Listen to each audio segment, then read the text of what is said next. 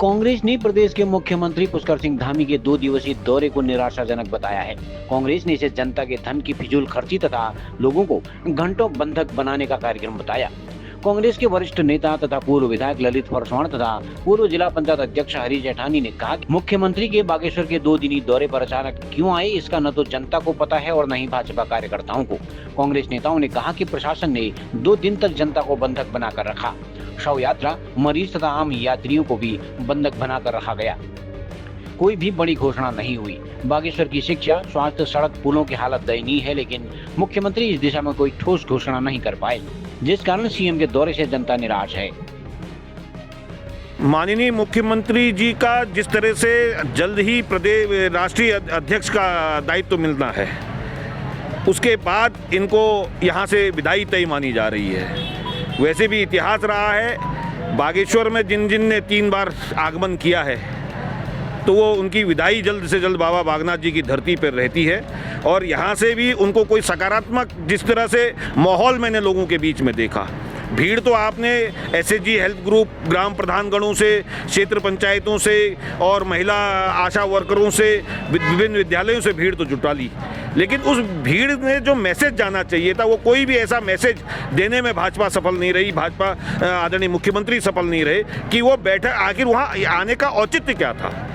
सबसे बड़ी चीज़ तो इस बात को लेकर चर्चा है कि आपने जो अंत्येष्टि करने वाले लोग आ रहे थे बागेश्वर को, बाबा बागनाथ के धाम में, उनको तक का आपने बॉर्डर पर रोक दिया। तो ये कहीं ना कहीं ये मैसेज गलत गया है और मुख्यमंत्री अपनी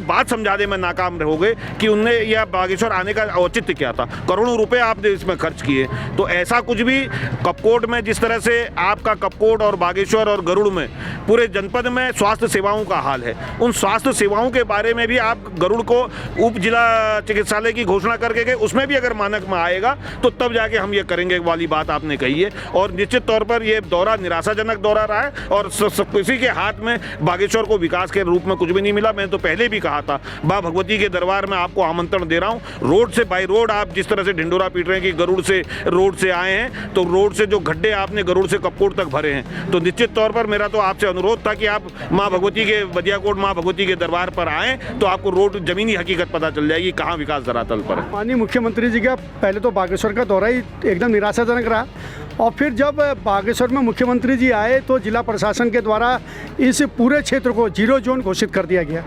और 0 जोन में ये नहीं कहा गया कि भैया किन किन गाड़ियों को अनुमन्य राहत देकर जो है उस 0 जोन से निकाला जाएगा, जिसमें जो हमारे 100 वाहन गाड़ियाँ थी या बारात की गाड़ियाँ थी या कोई अस्पताल जाने वाले हमारे मरीज़ थे, उनको किन स्थितियों में हम लोग उस 0 जोन में निकाल सकते हैं, इस संबंध में ना पुलिस प्रशासन ने कोई हमको अलर्ट नोटिस भेजा, प्रेस विज्ञप्ति जारी करी, ना जिला प्रशासन ने कहीं पर भी अवगत कराया।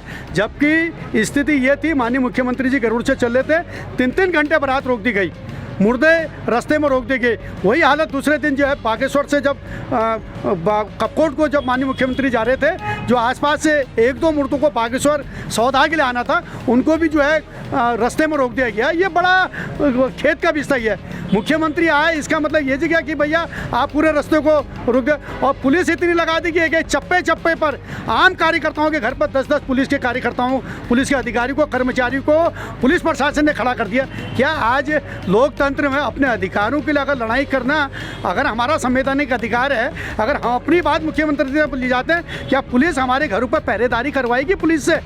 ये बड़ा सोचने पर प्रश्न है। और पुलिस ने तो चप्पे चप्पे पर ऐसी छावनी लगा दी कांग्रेस की कि कांग्रेस के लोग जैसे आतंकवादी होंगे। अरे देश आज़ाद कर रखा कांग्रेस के लोगों ने, देश की आज़ादी में भाग ले रखा। गांधीवादी विचारधारा के लोग हैं, सर्वोदयी विचारधारा के लोग हैं। क्या हम लोग गोडसे विचारधारा के लोग हैं जो हम लोग ऐसे किसी को गोली मार देंगे सरेआम? अरे हम अपने लोकतांत्रिक तरीके से अपनी बात रखने वाले लोग हैं। अगर हमारी बात को भी अगर मुख्यमंत्री तक नहीं पहुंचाई जाती है तो हम किसके दर पर जाएंगे? तो ये जो दौरा रहा मुख्यमंत्री जी का, इसकी हम ये निराशाजनक दौरा है, इसकी हम निंदा भी करते हैं। और बागेश्वर जनपद के लिए कहीं से कहीं तक ये दौरा जो है सफल सिद्ध नहीं हुआ, क्योंकि जब पहली बार माननीय मुख्यमंत्री जी जनपद बागेश्वर के कपकोट विधानसभा के कर्मी में आए थे, 25 ग्राम सभा मल्ला दानपुर के लोगों को, ग्राम प्रधानों को जिम्मेदारी दी गई कि हम आपका क्षेत्र पिछड़ा क्षेत्र घोषित कर रहे हैं। और आज 5 साल हो गए मुख्यमंत्री जी के कानों में जू नहीं रही है, ना क्षेत्रीय विधायक सुरेश गलिया जी के कानों में जू रोकी है, ना मुख्यमंत्री जी के कानों में जू रोकी है।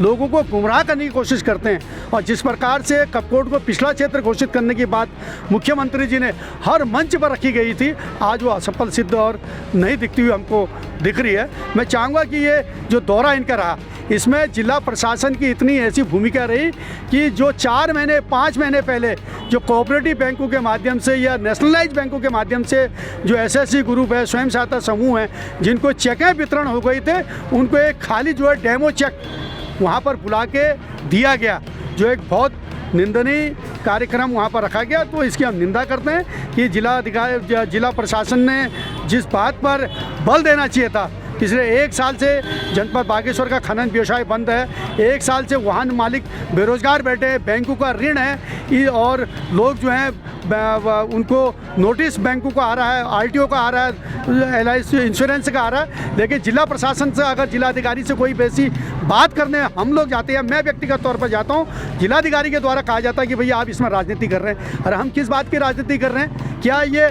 52 लोग यहाँ पर जो बेरोजगार बैठे हैं, जिनके बच्चे भूखे मर रहे हैं, क्या जिला प्रशासन को आज नहीं दिख रहा होगा इनका दर्द कि भैया इनको कैसे छोड़ना है? हमने पुलिस अधीक्षक महोदय से दरखास्त करी थी कि आखिर इनको छोड़ दिया जाए। मामला विचाराधीन है। कौन सा मामला विचाराधीन है?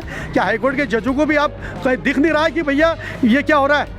तो जजों की भी क्या स्थिति है, हम सब लोगों को दिख रहा है। कहाँ पर किसकी संलिप्तता व्याप्त है, कहाँ पर नोटों की संलिप्तता है, कहाँ पर क्या चीज़ है। अब तो आरोप लगाने पर भी कानून पर किसी को कोई गुरोज नहीं है। और देर सवेर देखना, कानून और प्रशासन सब एक मिलकर ऐसा अंधा राज यहाँ पर करेंगे, अंधा कानून यहाँ पर करेंगे कि लोग न्याय के लिए दर दर भटकते रहेंगे।